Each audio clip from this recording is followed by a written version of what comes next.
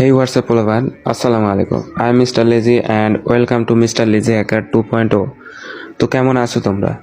বড় মতো আবারও একটি নতুন ভিডিও নিয়ে হাজির হয়ে গেলাম আমরা। তো আজকের ভিডিওর টপিক হচ্ছে কিভাবে তোমরা একটি ওয়েবসাইট থেকে এপিকে তে কনভার্ট করবে। তো ওয়েবসাইট থেকে এপিকে তে কনভার্ট করার জন্য আমাদের সর্বপ্রথম লাগবে একটি এপিকে।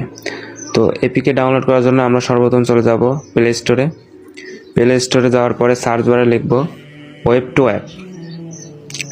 অ্যাপ লেখার পরে এই যে এখানে যে প্রথমে যে অ্যাপটা আছে কনভার্ট ওয়েব টু অ্যাপ, এখানে এটা ইনস্টল করে নেবে। আমার ইনস্টল করা আছে, আমি সিম্পলি এখান থেকে ওপেন করে নিচ্ছি।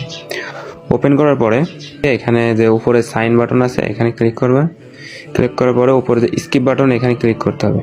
ক্লিক করার পরে এই যে এখানে যে ক্রস চিহ্ন আছে এখানে ক্লিক করতে হবে। ক্লিক করার পরে এখানে একটি অ্যাকাউন্ট তৈরি করতে হবে আমাদের। তো সাইন আপ বাটনে ক্লিক করার পরে এখানে ফুল নেম দিয়ে ইমেল অ্যাড্রেস দিয়ে এখানে পাসওয়ার্ড দিয়ে এখানে কনফার্ম পাসওয়ার্ডে ক্লিক করলে আমাদের অটোমেটিক তারপরে এখানে একটি প্রোফাইল পিকচার সিলেক্ট করতে হবে। এইগুলো সব কিছু ফিল করে এখানে ক্রিয়েট অ্যাকাউন্টে ক্লিক করলে আমাদের অ্যাকাউন্ট ক্রিয়েট হয়ে যাবে। তো আমাদের অ্যাকাউন্ট ক্রিয়েট করা আছে, তার জন্য আমরা চলে যাব সাইন আপে। আমরা সাইন ইন করেছি।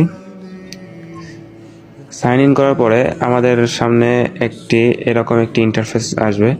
তো এখানে আমাদের ওয়েবসাইট থেকে অ্যাপ তৈরি করার জন্য সর্বপ্রথম আমাদের লাগবে হচ্ছে একটি ইউআরএল। তো ইউআরএল আমরা একটি র্যান্ডম ইউআরএল নিয়ে আসি। ইউআরএল নেওয়ার জন্য চলে যাব আমরা ক্রোমে আসার পরে এখানে আমরা সার্চ দিয়েছে টেম্প মেল। হ্যাঁ,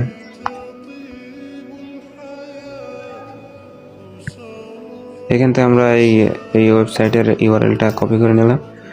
কপি করার পরে এখানে এসে I've been learning Spanish on Duolingo for free. Ming. এখানে আসার পরে এখানে যে